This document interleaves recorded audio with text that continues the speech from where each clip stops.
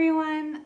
We're going to read the story God Made Me and You, Celebrating God's Design for Ethnic Diversity by Shay Lin.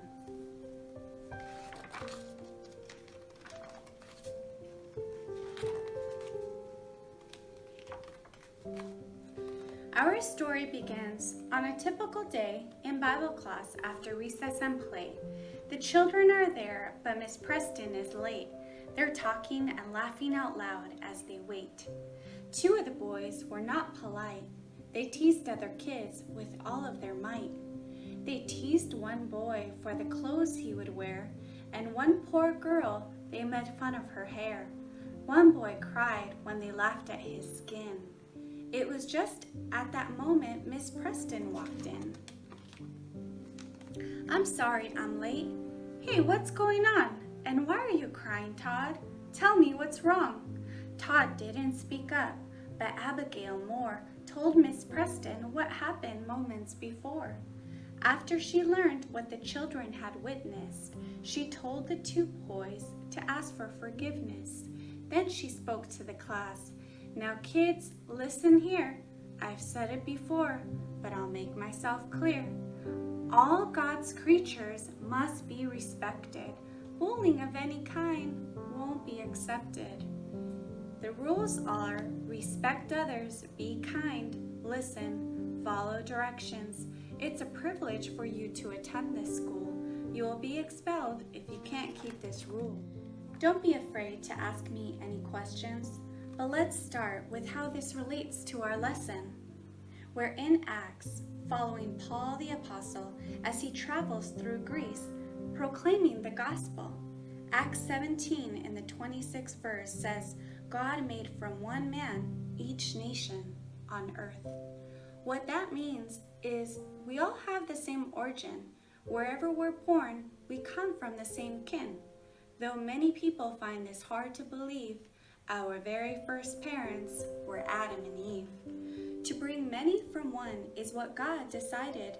In this way, the whole human race is united. When God created the heavens and earth, He did it to show off His glory and worth. In Genesis 1, what we see in each verse is God made a world that is really diverse. The sun and the moon, the planets and stars, Saturn and Jupiter, Venus and Mars. Each one is different. Class, why did God make this? He made it to show off His beauty and greatness. From icebergs to insects, tornadoes to trees, from lions to lizards, flamingos to fleas. Each in their own way, their God they are praising. Their differences cry out, "God is amazing!" But the crown jewel of the work of His hand are those made in His image, both woman and man. And just as two snowflakes are never the same, each person is different, unique in their frame. God made us all, each kind and each sort. He made some people tall and some people short.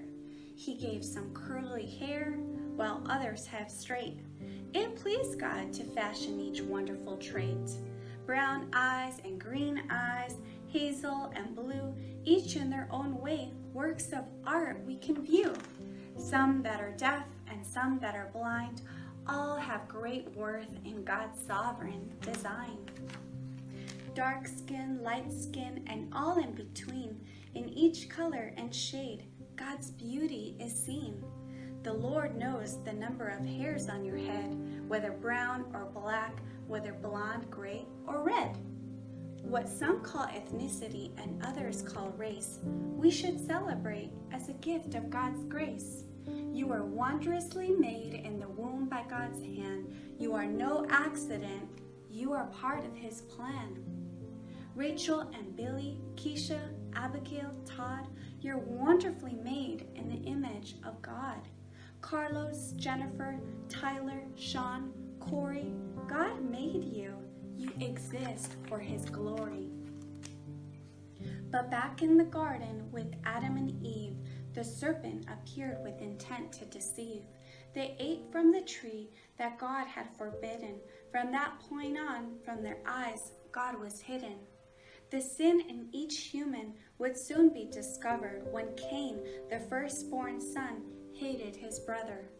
Because of their sin, the world was now cursed, and people's behavior would only get worse. And now, because of the presence of sin, people hate for silly things like color of skin. The very differences meant to give God praise are now reasons for hatred. So evil our ways. But God already had a solution in mind. He sent Jesus to die for the sins of mankind. At the cross, we see what God's love is all about.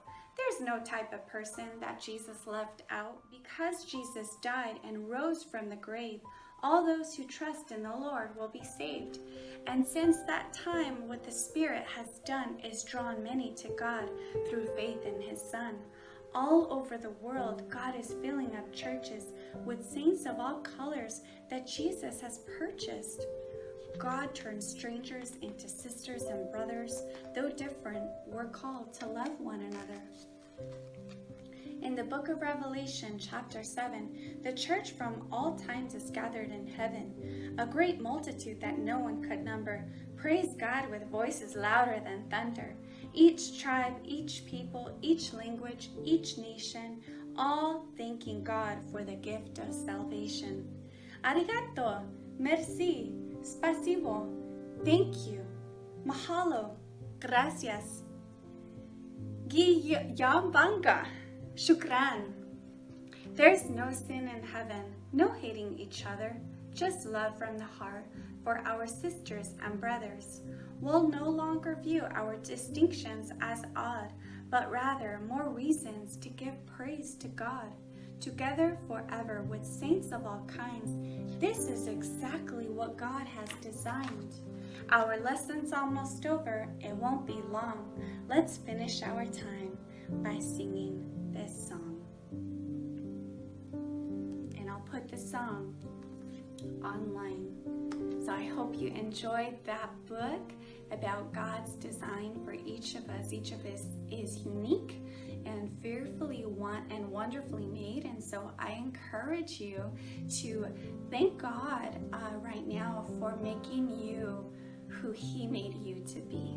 Okay, fearfully and wonderfully made and unique to display His glory. All right, see you later.